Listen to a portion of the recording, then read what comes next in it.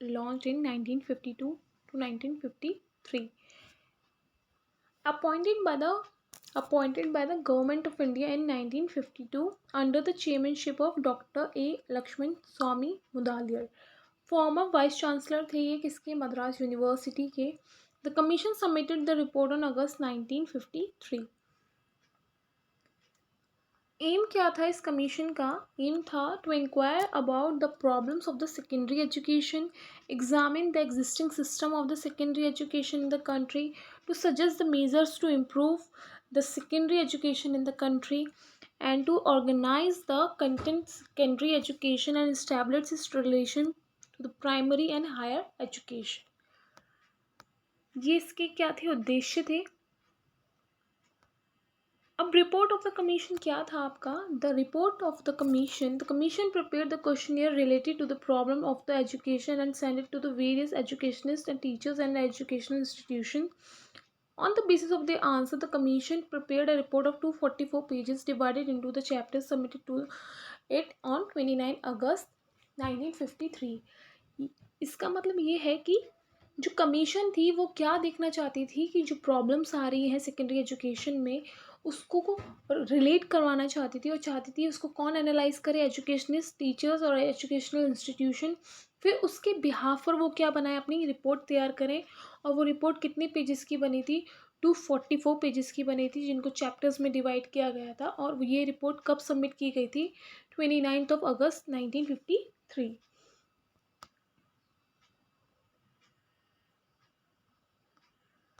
What are the defects of secondary education? Secondary education के defect क्या थे? Secondary education is bookish, monotonous and stereotyped. Not suitable for all types of student. अब कुछ बच्चे backward होते हैं, कुछ बच्चे सुपर एक्टिव बच्चे होते हैं, कुछ बच्चे होते हैं जो क्या होते हैं फिजिकली चैलेंजेस डिसेबल्ड होते हैं. तो अलग अलग बच्चों का अलग अलग क्या होता है, इंटेलेक्चुअल लेवल होता है, अंडरस्टैंडिंग लेवल होता है. तो ये सूटेबल नहीं हो रहा था सब बच्चों के लिए. Not related to the life. आपके आउटसाइड इन्वायरमेंट से अगर एजुकेशन रिलेट नहीं कर पा रही है तो वो भी क्या है, फेलियर ऑफ एजुकेशन है. Do not develop all round development of the student. Defect teaching method और more stress on exams. No vocational education were given. No expression on student side. Compulsory English created the trouble for the student. No provision for sports and physical training. These are the defect of secondary education which was witnesses in secondary commission. अब ये है आगे आपका suggestions क्या दिए गए थे इस ऑर्गेनाइजेशन में. Secondary education should be begin after the primary junior basic education. Secondary education को कितने साल के ड्यूरेशन के लिए रखा गया था? 7 ईयर्स और ड्यूरेशन के लिए रखा गया था, जो थी आपकी 11 से 17 ईयर्स तक के लिए. It should be divided into 2 parts. पहले साल में क्या था आपका 3 ईयर्स का सीनियर बेसिक स्टेज होती है और जूनियर सेकेंडरी स्टेज होती है. 4 ईयर की आपकी क्या होती है, सेकेंडरी स्टेज होती है, हायर सेकेंडरी स्टेज होती है, जिसको टोटल 7 ईयर्स में क्या किया गया था, ड्यूरेशन में रखा गया था. Multipurpose school should be open at the higher secondary level and diverse courses should be introduce. जिसमें कि आपका टेक्निकल सब्जेक्ट्स डाल दिए गए थे, वोकेशनल डाल दिए गए थे, science, agricultures. Special school for handicapped जो फिजिकली चैलेंज स्टूडेंट थे उनके लिए स्पेशल स्कूल्स खोले गए थे. ये है आपका हिंदी में. Suggestion regarding to the aim of secondary education. Suggestion regarding aims of the secondary education क्या था? जो बच्चों को उद्देश्य दिए जा रहे थे इस कमीशन के तहत कि हमें सेकेंडरी एजुकेशन को किस तरह का से प्रोडक्टिव बनाना है. डेवलपमेंट ऑफ डेमोक्रेटिक सिटीजनशिप, ये डेवलप करनी है. डेवलप द वोकेशनल स्किल्स, बच्चों में जो हमें वोकेशनल स्किल्स को डेवलप करना है. Develop the personality of the student. Development of the leadership qualities among the student. ये है आपका हिंदी में. अब suggestions regarding the curriculum of secondary education. Suggestion जो हमें करिकुलम रखना है, पाठ्यक्रम हमें जो रखना है क्लास में, वो किस तरीके का होना चाहिए, related to the real life. आपको आउटसाइड इन्वायरमेंट से क्या करें, रिलेट करें. एक्सटेंसिव एंड फ्लेक्सिबल, यानी बच्चे पे बर्डन ना हो. Subjects and activities should be inter related. जो आपकी कह सकते हैं एक्सपेरिमेंट बेस्ड होता है, डेमोस्ट्रेशन मेथड होता है, एक्टिविटी मेथड होता है, तो वो सारे मेथड कैसे होने चाहिए, आपके एजुकेशन से रिलेटेड होने चाहिए, सब्जेक्ट से रिलेटेड होने चाहिए. Enables student to utilise their leisure, यानी अपना जो आप टाइम यूटिलाइज कर रहे हो, वो जो चीज़ें आप एक्टिविटी से सीख रहे हो वो क्या होनी चाहिए, प्रोडक्टिव होनी चाहिए। Suggestion end of secondary education and vocational guidance and counselling. Vocational education को क्या दी गई थी, इसमें इंपॉर्टेंस दी गई थी सेकेंडरी एजुकेशन में। Education and vocational guidance bureau should be establish in every provinces, यानी ये क्या था टाइप का सेटअप की गई थी बॉडी, वोकेशनल एजुकेशन की गाइडेंस ब्यूरो को सेटअप किया गया था ताकि वो क्या देख पाए, हर प्रोविंस में ग्रोथ देख पाए कि बच्चों में कितनी स्किल ग्रोथ हो रही है वोकेशनल एजुकेशन में। Guidance and counselling service should be organised in every secondary school to conduct this service. Career masters and guidance officer should be appointed. Guidance and counselling क्या है, बच्चों को किस फील्ड में जाना है, किस फील्ड में उसको इंटरेस्ट ज़्यादा है, तो उस चीज़ की नॉलेज भी बच्चों को कहाँ से मिलनी चाहिए, स्कूल से मिलनी चाहिए।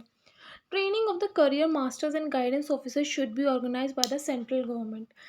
ये सेंट्रल गवर्नमेंट ने क्या करा था, training of the career masters को और गाइडेंस ऑफिसर्स को क्या किया था, ऑर्गेनाइज किया था ताकि बच्चों में क्या हो, एक स्किल्स डेवलप हो सके through the guidance and counselling programme. Guidance should be provided on the basis of the individual differences, interest and attitudes and ability. किसी बच्चे का इंटरेस्ट किस में है, साइंस में, किसी बच्चे का इंटरेस्ट कॉमर्स में है, तो उनके इंटरेस्ट के बिहाफ पे, उनके एबिलिटी के बिहाफ पे, उनके इंडिविजुअल डिफरेंस के बिहाफ पे हमें क्या करना है, उनका गाइडेंस एंड काउंसलिंग करना है।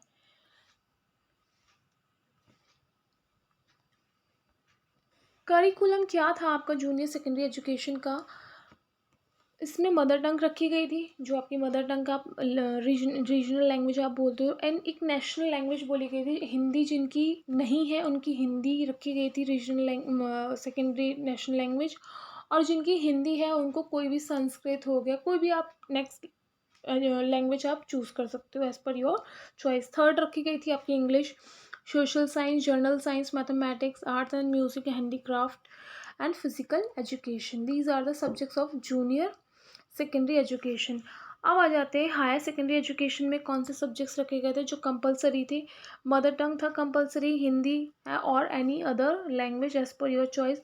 सोशल साइंस में आपके जो 2 ईयर्स तक क्या थी, इंपॉर्टेंट थी आपकी। मैथमेटिक्स एंड जर्नल साइंस भी आपका फर्स्ट 2 ईयर्स तक क्या था, इंपॉर्टेंट था, कंपलसरी सब्जेक्ट्स था। और any vocational subject of the following, यानी spinning, weaving, metal work, wood work, gardening, handicraft, sewing, embroidery, printing, इनमें से आप कोई सा भी आप as per your interest choose कर सकते थे। ऑप्शनल सब्जेक्ट्स कौन कौन से थे आपके, साइंस था, साइंस में आपका physics, chemistry, bio, geography, mathematics, physiology, hygiene, कोई सा भी आप subject as per your choice choose कर सकते थे। फिर आपका कॉमर्स आ जाता है, ह्यूमैनिटीज़ आ जाता है, technical, agriculture, fine art and home science. Home science किसके लिए था, only for girls. This is the curriculum for the junior and senior secondary education. अब आ जाते हैं what are the merits of this commission. Organise administration structure, जैसे कि उन्होंने क्या वोकेशनल ब्यूरो खोला था और तरह तरह के educational guidance and counselling programmes को लॉन्च किया था ताकि बच्चों में क्या है, स्किल डेवलप हो कि उन्हें आगे चल के करियर में क्या करना है। अप्रोप्रिएट एम ऑफ एजुकेशन बच्चों को बताया गया था। Appropriate principle of curriculum development बताया गया था। Mother tongue to be the medium of education. Emphasis upon the character building and discipline, बच्चे का कैरेक्टर बिल्डिंग पे ध्यान दिया जाता था।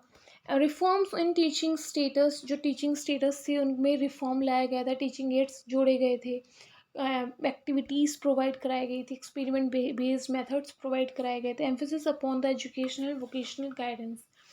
Reform in the examination system, जैसे पहले क्या किया जाता था, एग्ज़ाम पे क्या किया जाता, बहुत ज़्यादा फोकस किया जाता, इसमें अब ऑलराउंड डेवलपमेंट पे फोकस किया जाता था बच्चे के rather than exam. Concrete suggestion for the women's education, women education पे भी क्या किया दिया गया था, यहाँ पे रिफॉर्म दिया गया था, कंपलसरी माना गया था। What are the demerits of secondary education commission. Ill defined structure of the secondary education. Ill defined structure क्या था कि जो इन्होंने सेटअप किया था कि ट्वेल्थ को किससे जोड़ा जाएगा, हायर एजुकेशन से जोड़ा जाएगा, और 11th को किससे जोड़ा जाएगा, आपका सेकेंडरी एजुकेशन से जोड़ा जाएगा। तो वो एक क्या था, इनका इल डिफाइंड स्ट्रक्चर था सेकेंडरी एजुकेशन का।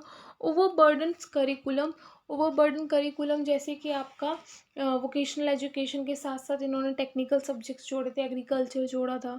तो वो क्या था, ओवरबर्डन करिकुलम हो गया था बच्चों के लिए। डाइवर्स करिकुलम, मदर टंग को भी रखा गया, रीजनल लैंग्वेजेस को भी रखा गया, इंग्लिश को भी रखा गया। तो वो क्या था, एक डाइवर्स करिकुलम था।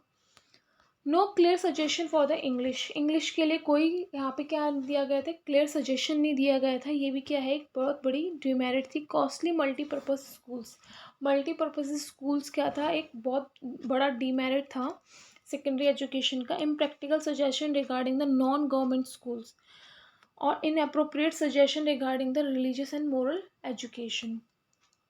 इन पे क्या नहीं किया गया था, खुल के बात नहीं की गई थी इस कमीशन में। तो ये भी क्या था, एक बहुत बड़ा डिमेरिट था। रीजनल जैसे आपके जो स्पिरिचुअल नॉलेज होती है उस पर बात नहीं की गई थी। ये है आपके हिंदी में।